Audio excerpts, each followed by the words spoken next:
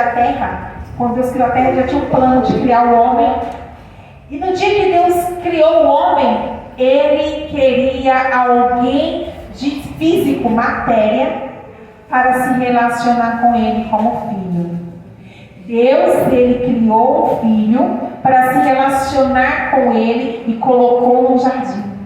E Deus foi tão bondoso que no jardim Ele colocou frutas de todo tipo de espécies e sabores diferentes.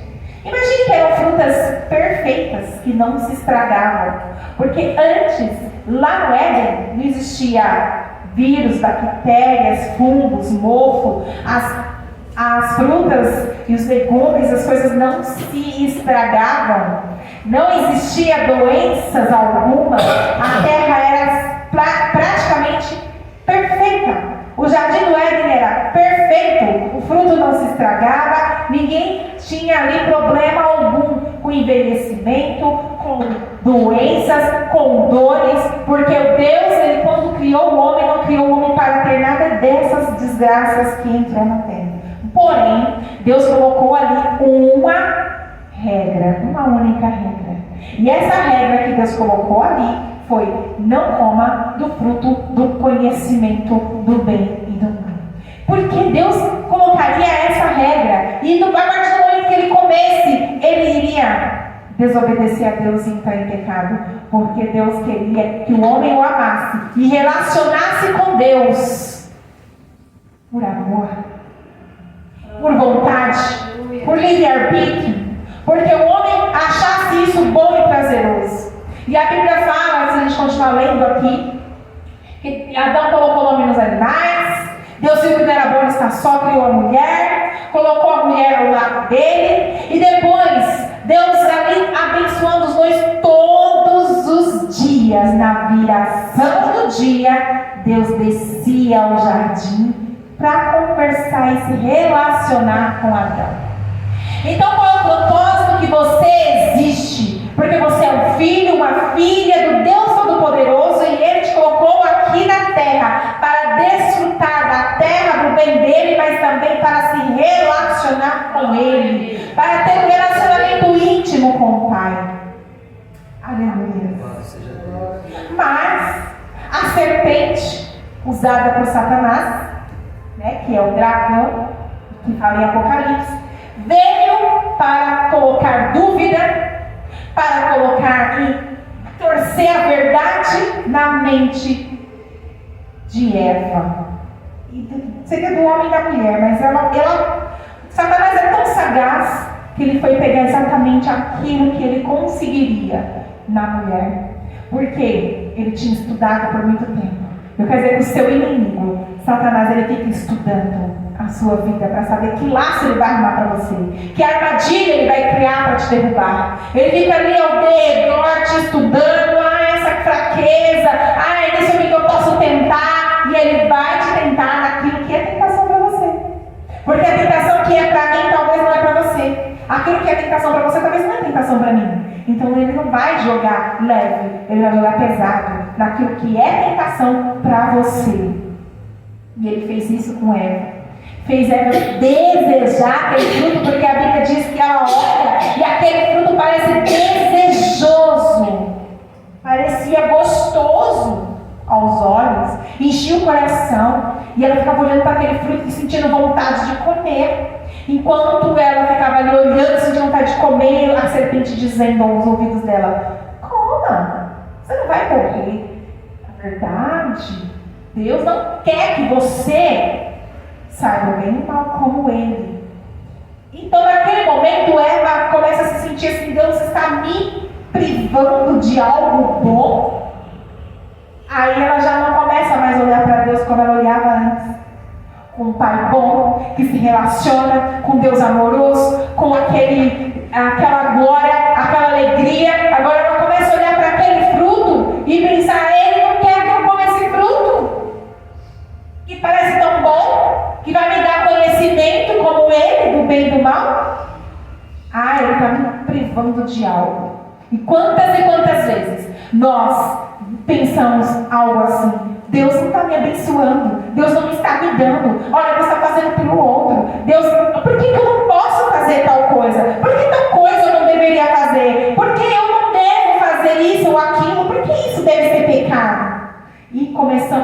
ter a mente contaminada por pensamentos que vêm da serpente. Pensamentos que vêm de Satanás, colocando em nós dúvida e vontade de fazer o que Deus já disse para a gente não fazer. E aquela tentação ali trouxe para Eva o pecado, porque ela comeu e deu ao marido. E quando Deus chega no jardim, na viração do dia, que eles sabem que pecaram, que estão nus, que estão escondidos, eles correm para se esconder. E Deus pergunta: onde vocês estão?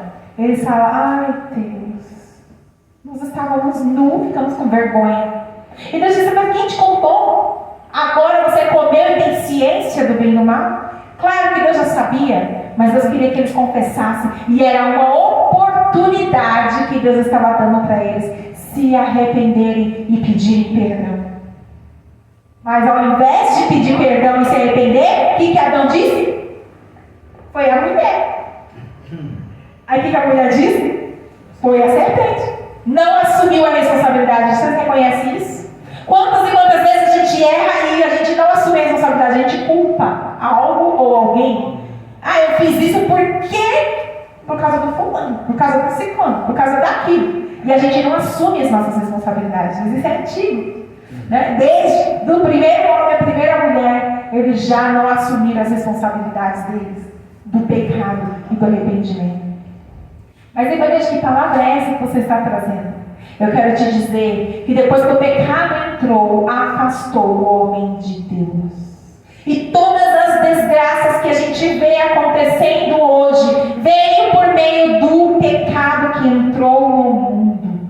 Doenças, cansaço, dores, sofrimento, né? Muitas vezes feridas no coração, ofensas. Quantas coisas de desgraça a gente vê acontecendo, maldade de ser humano ruim, coração mau, pessoas que têm prazer em fazer o mal. Tudo isso veio por consequência do pecado.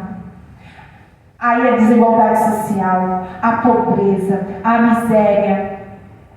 Muitos têm demais, gananciosos, que correm atrás de dinheiro e etc. Todas essas desgraças começaram a acontecer por conta do pecado que entrou no mundo. Mas eu quero ler um texto, pedi até para você colocar aí, que a palavra do Senhor nos fala, e esse é o texto-chave. Aleluia. Está na carta de Paulo aos Romanos, no capítulo 5 e o versículo 12. Aleluia. Glória a Deus. Diz assim, ó: portanto, como por um homem entrou o pecado no mundo, e pelo pecado a morte, assim também a morte passou a todos os homens, por isso todos pecaram. Aleluia. Então, porque todos pecaram, eu pequei, você pecou, todos pecaram, todos nós estamos condenados à morte e ao inferno. Mas da mesma forma que por um homem entrou o pecado no mundo, a Bíblia vai dizer, que agora eu não tenho texto para te trazer, mas a Bíblia vai dizer que também por um homem veio a redenção e a remoção dos nossos pecados. Porque quando o homem pecou e se distanciou de Deus, e agora não é mais um pai que se relaciona, não mais visita na viração do dia, não mais tem aquele relacionamento íntimo, e cada vez mais que o homem peca, mais longe, distante ele vai ficando de Deus, perdido. Deus criou o homem e a mulher em imagem e semelhança dele. Mas sabe o que acontece? Depois do pecado, quanto mais pecado a pessoa vai cometendo, mais ela vai deixando de ter imagem e semelhança do Senhor e tendo imagem e semelhança daquele que o tentou a Eva. Aí você fala: nossa, Luiz, como assim? Observe que uma pessoa má, que comete pecado e não tem temor do Senhor, é uma pessoa que ela não tem imagem e semelhança do Senhor, ela tem imagem e semelhança do outro, do inimigo de Deus, de Satanás mesmo. E ele passa agora a ser desfigurado da imagem de Deus para se tornar a imagem do capeta. E o Satanás trabalha muito nisso. Mas Jesus, é a nossa redenção. Aleluia. Deus enviou Jesus para resolver e solucionar essa questão do pecado. Porque Deus amou o mundo de tal maneira que deu o seu Filho unigênito para que todo aquele que nele que não pereça, mas tenha a vida eterna nele. E ele, a vida eterna, é uma vida transformada na imagem e semelhança que perdemos no ego. É uma vida onde nós vamos desfrutar do maior privilégio de estar num paraíso melhor do que o Jardim do Éden. E o Senhor, Ele vai nos resgatar e nos transformar. E a Bíblia fala que o nosso corpo corruptível será transformado em um corpo incorruptível, que não morre, que não tem doença, que não se machuca. É um corpo transformado que Jesus veio comprar para nós na cruz e vai nos transformar um dia.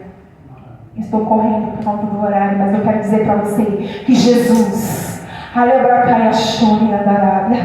quando foi crucificado na cruz, e o irmão que louvou, que fizeram madeiro, eles colocaram Jesus para carregar a cruz, depois para ser pregado nela, para morrer nela. Eles não sabiam o que eles estavam fazendo, eles não entendiam o que eles estavam fazendo, eles achavam que era apenas mais um homem que eles estavam cometendo ali, aquela justiça que é injusta para cumprir a lei que foi mandada pelo juiz de castigar e colocar uma sentença no homem. Era só mais um, mas na verdade ali era o Filho de Deus, era o próprio Deus, que estava levando sobre si, sobre o seu corpo, todos os pecados do mundo, todos os pecados daqueles que já passaram, que já morreram, todos os pecados desses que estão vivos, todos os pecados daqueles que ainda vão nascer. Jesus levou sobre si na cruz. E no momento em que ele estava ali sofrendo, ele clama: Pai, por que me desamparaste? Por que me abandonaste? Sabe por quê? Foi o que mais doeu em Jesus. O Pai o abandona. Mas por que o Pai o abandonou? Porque quando o Pai olhou para Jesus na cruz, viu o pecado de toda a humanidade sobre ele. E Deus não pode se misturar com o pecado. E naquele momento Jesus estava representando a mim, representando a você, e sendo castigado no nosso lugar, e levando sobre si toda a nossa culpa, toda a nossa iniquidade. E sendo assim, quando Deus olha para ele, Deus não pode estar em união com Cristo e se afasta. E ele fala: por que me desamparaste? E ele pega o Espírito e ele morre. Mas ao terceiro dia ele ressuscita, com o corpo já glorificado. E agora que ele glorifica o seu corpo, ele agora promete: eu virei para o meu Pai, estarei lá preparando o lugar, mas eu voltarei e vos levarei para mim mesmo, para que onde eu estiver estejais vós também. Eu quero que você, filho, filha, esteja comigo no paraíso, esteja comigo no céu, mora comigo para toda a eternidade. Por isso ele virá com poder e glória, ele virá para levar a igreja será arrebatada para morar com ele no céu. Aleluia. Mas somente aqueles que reconhecem o sacrifício de Jesus, mas somente aqueles que reconhecem que é pecador, como eu li aqui, que todos pecaram. Somente aqueles que não só reconhecem que é pecador, mas que também aceita o Senhor Jesus como um único Salvador. Somente aqueles que nascem de novo. E o Senhor Jesus, Ele não quer apenas, eu quero dizer isso para vocês, eu preciso dizer, Ele não quer apenas te levar para o céu. Oh, meu Deus. Ele quer muito mais que só te levar para o céu. Como eu disse, o propósito de nós estarmos aqui, muito mais do que levar a gente para o céu um dia, Ele quer que nós sejamos luz. Ele quer que nós sejamos o exemplo, né, da Rabachara. Ele quer que a gente experimente um pedacinho do céu aqui na terra. Ele quer que a gente experimente dê uma degustação para o mundo do que é o céu. Aleluia. Quantas vezes a gente olha para a igreja e a igreja está morta, a igreja está vazia, porque ela se perdeu no caminho. Ela esqueceu que o propósito dela estar aqui é o relacionamento dela com o Pai. Aleluia. O véu se rasgou, você tem acesso livre ao Pai. Você